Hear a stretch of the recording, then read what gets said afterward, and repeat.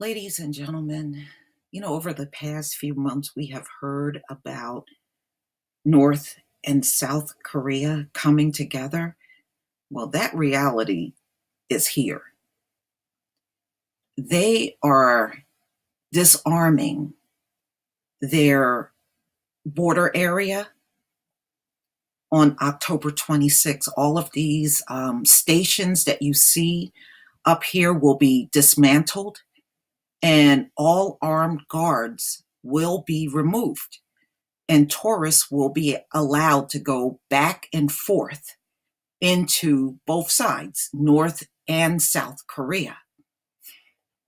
Also, this coming December, the two Koreas will officially end the Korean War. And of course, the US is deeply opposed to this happening, but it's going to happen anyway. I always knew these two would come back together sooner or later. What the US fears is they're going to lose an ally, and they probably will when these two countries come together. So these stations that you see right here will be taken apart and completely removed, and all of these armed guards will be gone. And they will be replacing the guards with unarmed guards on both sides. So when people pass through, they're only going to be met with unarmed people guarding, and I guess they'll just have to show ID or information, and then they can pass through to the other side, whether it's North or South Korea. The rival Koreas and the US-led United Nations Command met Tuesday to discuss efforts to disarm a military zone the rivals controlled within their shared border under a peace agreement between the two countries. So these talks have already happened, ladies and gentlemen, and they are in the process of what they call demilitarizing the village, joint security area. And I have a video that I want you to listen to from Press TV. South Korea says that Seoul and Pyongyang have agreed to demilitarize a border village as part of an agreement to ease tensions on the peninsula. The South Korean Defense Ministry announced that the two Koreas will remove all firearms and guard posts from Panmunjom, also known as the Truce Village. The disarming process of the joint security area is set to begin from October 26. As part of an inter-Korean military pact, the zone will then be guarded by 35 unarmed personnel from each side. The freedom of movement will also be allowed for visitors and tourists.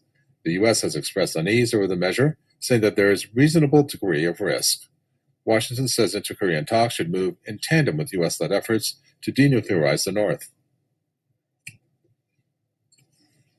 Press TV correspondent Frank Smith explains why the U.S. is wary of the developments of the inter-Korean engagement.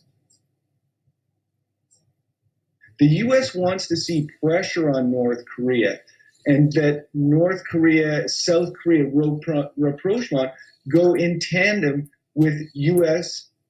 Desires for the denuclearization of North Korea. We've seen South Korean President Moon Jae-in somewhat go off script in terms of the U.S.-South Korea alliance. He's now sought, in a recent trip to Europe, cooperation from Security Council, United Nations Security Council members, France and Great Britain, to see a relief from for North Korea from UN sanctions, something the U.S. certainly is going to be reluctant to agree upon. So we're seeing more of a division between South Korea and the U.S. in terms of North Korea policy and a desire to see those sanctions on North Korea at least partially lifted as Pyongyang makes these measures toward denuclearization and develops better relations with South Korea. Ladies and gentlemen, North Korea ain't giving up their nukes. Okay? They're not going to give up their nukes. That is the one thing they have in place that's keeping the U.S. from invading them. They're not stupid. I wouldn't hold my breath waiting on them to give up any nukes. And plus, you can always look back at what happened to Muammar Gaddafi. He also had nukes. He gave his nukes up. Where is he now? In a grave. Please tell me what you think, ladies and gentlemen. Please leave your comment and subscribe.